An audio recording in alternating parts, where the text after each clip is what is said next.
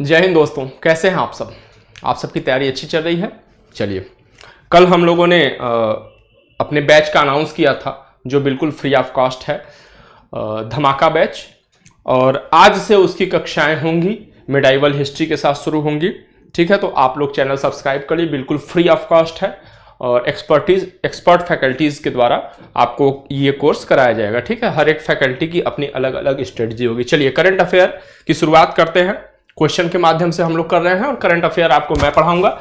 ठीक है, चलिए, पहला क्वेश्चन है, हाल ही में देश की किस कंपनी को एसोसिएशन फॉर टैलेंट डेवलपमेंट द्वारा एटीडी बेस्ट अवार्ड्स 2023 से सम्मानित किया गया?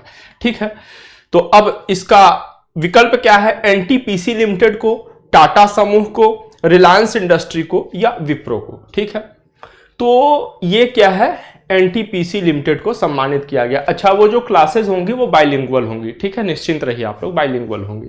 चलिए, अच्छा, इसके बारे में अब हम थोड़ी बात कर लेते हैं। अगर एनटीपीसी लिमिटेड की बात करें तो यह देश की सबसे बड़ी बिजली उत्पादन कंपनी है और एनटीपीसी ने 6ठी बार प्रतिभा विकास के क्षेत्र में उद्यम सफलता प्रदर्शित करने के लिए यह पुरस्कार जीता है। अब ये अवार्ड असल में है क्या, क्यों दिया जाता है? तो ऐसे संगठनों को दिया जाता है, चाहे वो निजी हो, सार्वजनिक हो या गैर सरकारी संगठन, गैर लाभकारी संगठन हो, हर ऐसे संगठनों को दिया जाता है जो उद्यम में प्रतिभा विकास को प्रदर्शित करते हैं। अब एनटीपीसी के बारे में थोड़ा बात कर लेते हैं। पहले इसे national thermal power corporation of India के नाम से जाना जाता था। अब भारत सरकार, मतलब ये एनटीपीसी को इस नाम से जाना जाता है और यह भारत सरकार के स्वामित्व में है।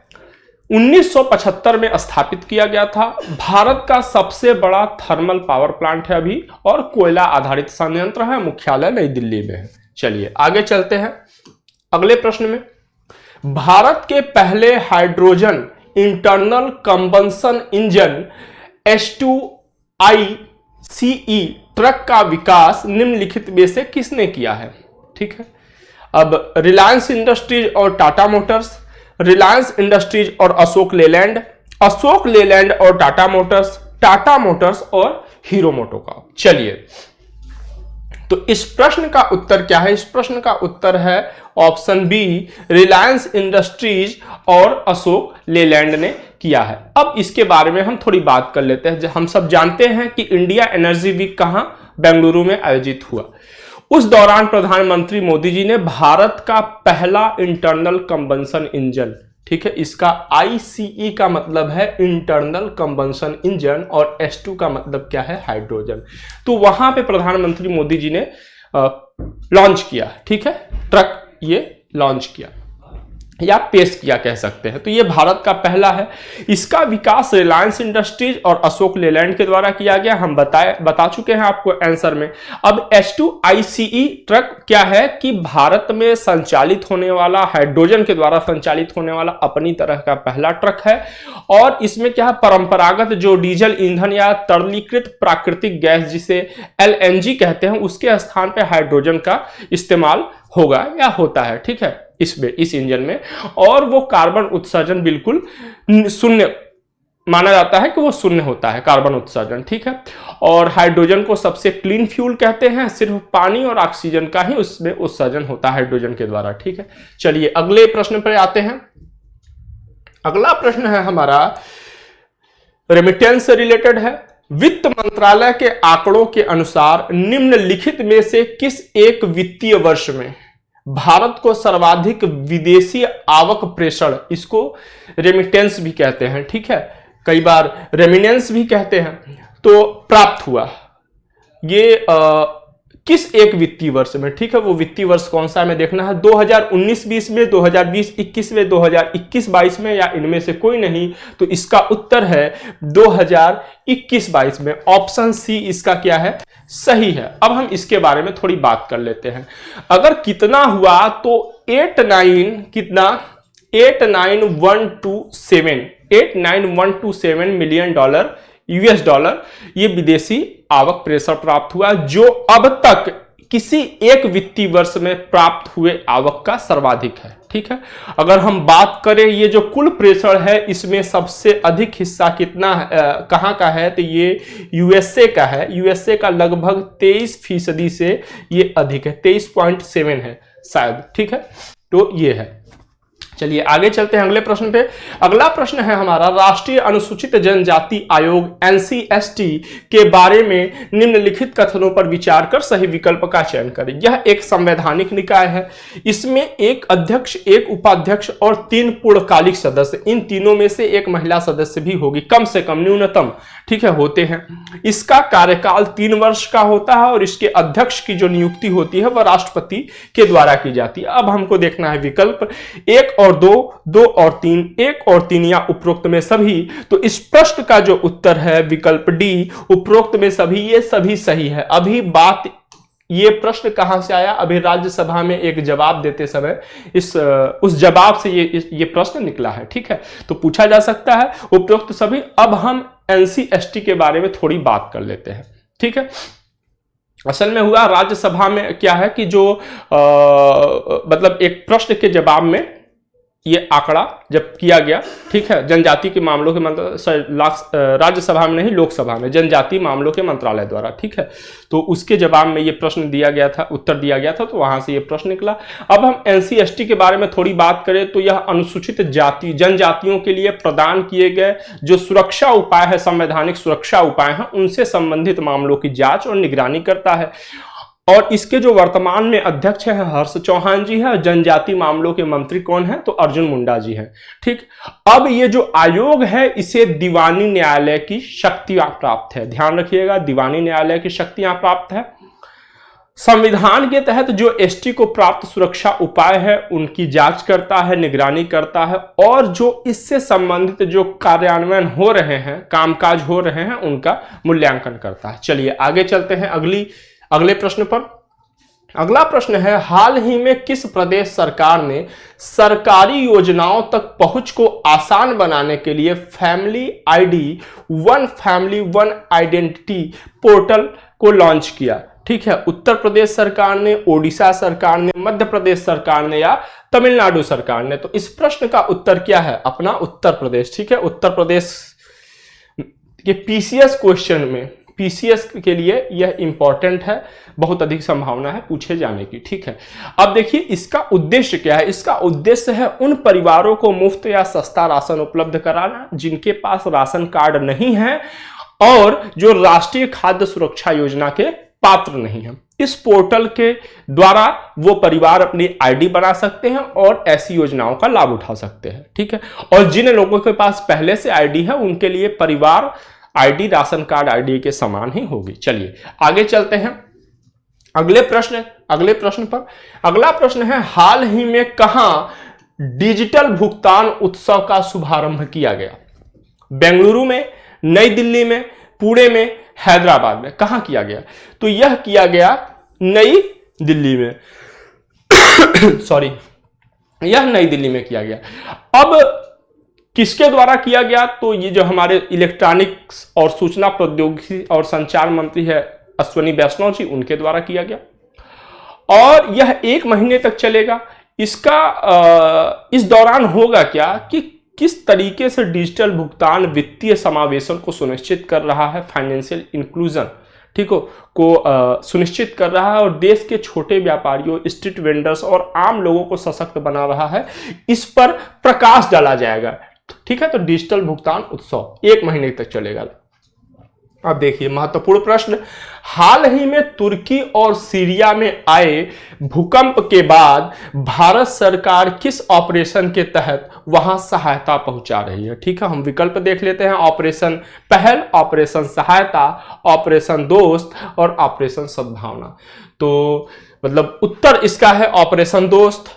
सीरिया और तुर्की और सीरिया में हजारों, 10,000 से ज्यादा लोग भूकंप के कारण अपनी जान माल कि वहां पे काफी क्षति हुई। तो हम प्रार्थना करेंगे कि उन परिवारों को ईश्वर या प्रकृति उन परिवारों को हिम्मत प्रदान करे कि वो अपने इस पीड़ा से निकल सके और आगे के जीवन को सुचारू कर सके, ठीक है।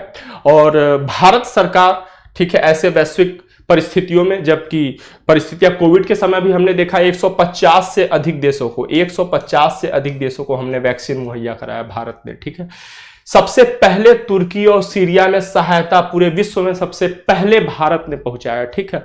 अगर यहां पे देखा जाए तो 3 बड़े झटके आए, 7.8, 7.6 और 6 तीव्रता के 3 झटके यहां पर आए और लगभग 15,000 से ज्यादा लोग वहां पे मतलब बहुत हताहत हुए हैं, ठीक है। और ये भूकंप कहाँ आया था, इसका सेंटर कहाँ था, ठीक है, केंद्र कहाँ था, तो वहां पे पूर्वी अनातोलियन फॉल्ट जो है वहां 18 किमी की गहराई पर तुर्की का एक शहर है नूरदगी, उसके लगभग 26-27 किलोमीटर पूर्व में था। और जैसे ही यह उत्तर पूर्व की ओर यह भूकंप बढ़ा, इसकी मतलब इसके जो वेव्स हैं गए, तुर्की और सीरिया में तबाही मच गई। और 100 से अधिक वर्षों में इस क्षेत्र में ऐसी तीव्रता में भूकंप आने वाला यह सबसे शक्तिशाली भूकंप था। और तुर्की, वैसे माना जाता है कि लगभग तुर्की का 95% जो हिस्सा है वो भूकंप जोन में है।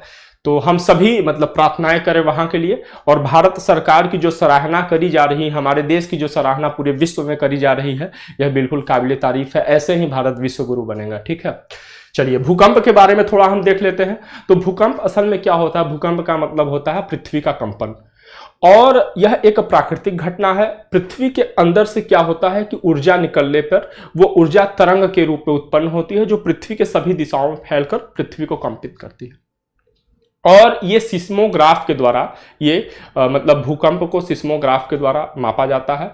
अब बात कर लेते हैं कि जहां भूकंप का केंद्र स्थित होता है उसे हाइपोसेंटर कहते हैं, ठीक है, हाइपोसेंटर कहते हैं। और सबसे पहले पृथ्वी के धरातल पे इस भूकंप का शॉक वेव, ठीक है, वेव जहां सबसे पहले पहुंचता है उसे क्या कहते हैं, उसे कहते हैं अधिकेंद्र या इपीसेंटर कहते हैं, ठीक है। रिक्टर स्केल या मर्करी स्केल से इसे मापा जाता है। चलिए आगे चलते हैं। हाल ही में कौन यूपीआई पर रुपे क्रेडिट कार्ड को सपोर्ट करने वाला पहला फिनटेक ऐप बना? कौन सा बना? फोन पे, पेटीएम, गूगल पे या मोबिक्विक? तो इसका ऑप्शन है डी, मोबिक्विक, ठीक है। अब इसके बारे में हम थोड़ा बात कर लेते हैं, ठीक है। ये देखिए जो रुपे क्रेडिट कार्ड है अब सीधे यूपीआई आईडी से जुड़ गए हैं। और मोबिक्विक जो है ग्राहक, जो मोबिक्विक के कस्टमर है, ठीक है, वो यूपीआई क्यूआर कोड को स्कैन करके और भुगतान प्रमाणीकरण के लिए यूपीआई पिन का इस्तेमाल करके अब आसानी से भुगतान कर सकते हैं। अब इसके लिए पीओएस